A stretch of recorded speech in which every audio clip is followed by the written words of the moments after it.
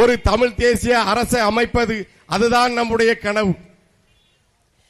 நீங்கள் பார்த்து கொண்டிருக்கிறீர்கள், இஸ்லாமிய உறவுகள் இத்தனை பேர் இருந்தாலும், லட்சக்கணக்கிலே நமது உறவுகள் இருந்தாலும், அவர்கள் இஸ்லாமிய அமைப்புகளுக்கு எப்போதுமே அவர்களிடத்தில் ஒரு சீட்டு 2 சீட்டுக்காக போராடி கொண்டிருக்கிற நிலையிலே இருக்கிறார்களே. ஏன்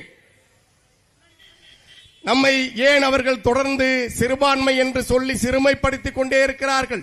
யார் சிறுபான்மை? ஆட்சியிலே இருக்கின்ற அவர்கள்தான் சிறுபான்மை. ஆனால் இந்த மண்ணின் மக்களை, மண்ணின் மைந்தர்களை, அவர்களை, இஸ்லாமிய உறவுகளை, சகோதரர்களை அவர்கள் சிறுபான்மை என்று சொல்லி அவமானப்படுத்துகிறார்கள். இஸ்லாம் எங்கள் வழி, இன்பத் தமிழே எங்கள் மொழி என்று கண்ணியமிக்க காகிதமில்லத்தவர்கள் முழங்கினார்கள். நான் இங்குதான் இருந்தேன், என் மார்க்கம் என்னிடம் வந்தது என்று சொன்னார் புரட்சியாளர் பழனி பாபா அவர்கள். அப்போது நாம் எப்படி சிறுபான்மையினராவோம்?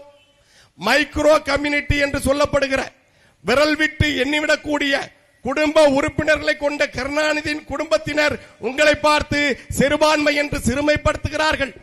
அந்த உங்களுடைய அமைப்பை சேர்ந்தவர்கள் அவர்களிடம் எப்போதுமே மண்டியிட்டு அவர்களை ஆட்சியிலே அமர வைப்பதற்காக போராடுகிறார்கள்.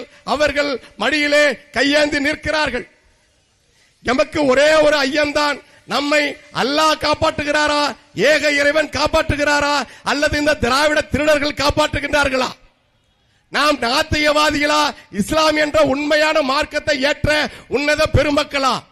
இஸ்லாமை ஏற்ற எவராவது திமுகவை ஆதரிப்பார்களா? என் அன்பு உறவுகளே, நீங்கள் சிந்தித்து பாருங்கள். நாம் ஏன் சிறுபான்மையினராக இருக்க வேண்டும்? நாம் யார்? இந்த மண்ணை இங்கே ஆண்டவர்கள், அவரிடமிருந்து இந்த மண்ணை விடுதலைக்காக போராடியவர்கள் யார்? எமது அருமை இஸ்லாமிய உறவுகள். வாரிசு உரிமை போரிலே நம் பகுதி பாதிக்கப்பட்டது. இன்றைக்கும் திராவிட வாரிசு உரிமை போரிலே இந்த பகுதி பாதிக்கப்பட்டுக் கொண்டிருக்கிறது.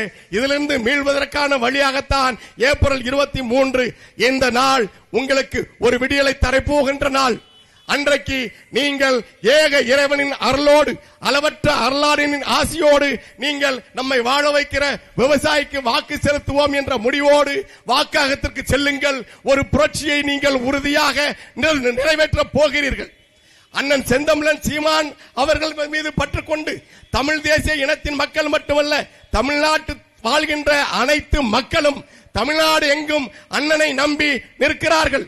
மாற்று கட்சியிலே இருக்கின்றவர்கள் கூட தமிழ் தேசிய இனத்தின் அரசியல் விடுதலை அவசியம் என்று உணர்ந்து தமிழ்நாட்டில் நாம் தமிழர் ஆட்சி வர வேண்டும் என்ற முடிவோடு இந்த தேர்தலை அணுக இருக்கிறார்கள் என்பதை அறிந்துதான் திராவிட முன்னேற்ற கழகமும் அனைத்து இந்திய அண்ணா திராவிட முன்னேற்ற கழகமும் ஆளுங்கட்சியும் எதிர்கட்சியும் போட்டி கொண்டு நாம் தமிழர் கட்சியை நீங்கள் மக்களிடம் கொண்டு சேர்க்க முடியாத அளவுக்கு அத்தனை தடைகளையும் தந்து கொண்டிருக்கிறார்கள்.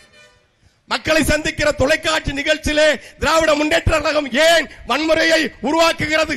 நாம் தமிழர் கட்சியை பார்த்து அவர்கள் பயந்திருக்கிறார்கள். நமது வெற்றி நீங்கள் நாம் தமிழர் கட்சிக்கு தரப்போகிற வெற்றி அவர்களுக்கு அச்சத்தை உருவாக்கி இருக்கிறது. மக்கள் கூடுகின்ற இடத்திலே அண்ணன் செந்தமிழன் சீமான் பேசிவிடக் கூடாது என்று அரசும் அரசின் காவல்துறையும் இன்றைக்கு எல்லா இடத்திலும் இடத்தை மாற்றி மாற்றி தந்து கொண்டிருக்கிறார்கள். இதுவரை அனுமதி தராத இடங்களும் இருக்கிறது. ஏன்? அவர்களுக்கு அச்சத்தை நீங்கள் கொடுத்து விட்டீர்கள். இங்கே தமிழ் தேசிய புரட்சி எழுச்சி கொண்டிருக்கிறது. ஆட்சி மாற்றம் வரப்போகிறது. அந்த ஆட்சி மாற்றம் இந்த கொள்ளையர்களை அனுப்பி, அந்த கொள்ளையர்கள் என்ற நிலையல்ல, இனி எம் நிலத்தை தமிழனே ஆளுவான், தமிழ் தாயின் தலைமகன் சீமான் ஆளுவான் என்ற முடிவோடு தமிழ்நாட்டு மக்கள் களத்தை எதிர்கோதி காத்திருக்கிறார்கள். எனவே திராவிட திருடர்கள் அச்சத்தில் இந்த அயோக்கியத்தனத்தை செய்கிறார்கள். என் அன்பு மக்களே, நீங்கள் எந்த கட்சியில் வேண்டுமானாலும் இருங்கள். பாவலரேர் பெருஞ்சித்தினர் அதைத்தான் சொல்லுகிறார். எந்த கட்சியில் இருந்தாலும் இனத்தை மறந்து விடாதே தமிழா, இனத்தை மறந்து விடாதே. பாவலரேரின் கனவு நிறைவேறிக் கொண்டிருக்கிறது. அதனுடைய முடிவு மே 4ஆம் தேதி ஸ்டாலின் அவர்கள் முன்னாள் முதலமைச்சராக போகிறார். இந்த நிலம் யாரிடம் இத்தனை ஆண்டுகளாக அகப்பட்டுக் கொண்டிருக்கிறது? அதை மீட்பதற்கான வழிதான் நாம் தமிழர் கட்சி அண்ணன் செந்தமிழன் சீமான்.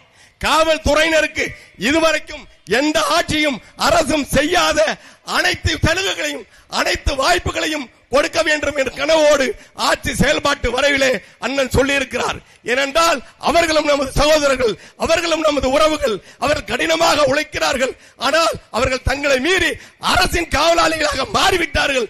ஆனால் அவர்களையும் மனிதர்களாக மீட்டு சக மனிதர்களாக மதித்து சமமான சரியான வாய்ப்பை உருவாக்கி அவர்கள் நல்ல வாழ்வு வாழ்வதற்குமான திட்டத்தை அண்ணன் செந்தமிழன் சீமான் அவர்கள் கொடுத்திருக்கிறார்.